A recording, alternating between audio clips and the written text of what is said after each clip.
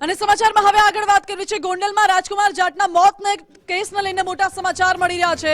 રાજકુમાર જાટનો જે forensic report સામે આવ્યો છે ત્યારબાદ અનેક ખુલાસા થયા છે। ફોરેન્સિક રિપોર્ટ બાદ રાજકુમારના પિતાએ ગંભીર આરોપ લગાવ્યા, ઓડિયો જાહેર કર્યો। હું શરૂઆતથી જ કહેતો હતો, રતનલાલ જાટનું કહેવું છે કે મારી અને મારા દીકરા સાથે મારપીટ થઈ છે। રાજકુમાર જાટનો ફોરેન્સિક રિપોર્ટ આવ્યો, તેમાં તેના શરીર પર ઈજાના નિશાન મળી આવ્યા હતા। પૂર્વ ધારાસભ્ય જયરાજસિંહ જાડેજાના ઘરે મારપીટનો આરોપ લગાવાયો હતો, જે બાબતે અધૂરા સીસીટીવી આપવામાં આવ્યા હતા તેવો આરોપ પણ रतनलाल जाटનો છે।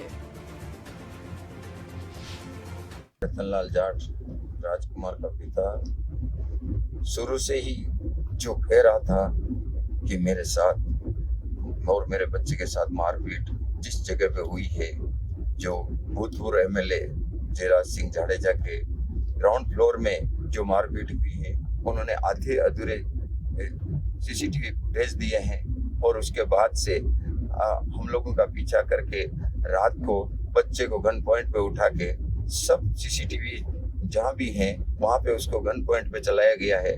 तो ये बात सब आप लोगों को नजर आ गई होगी और अब तो फॉरेंसिक रिपोर्ट भी आ गई है और उसमें ऐसा बताया जा रहा है कि बच्चे के जो बॉडी है उसको लकड़ी से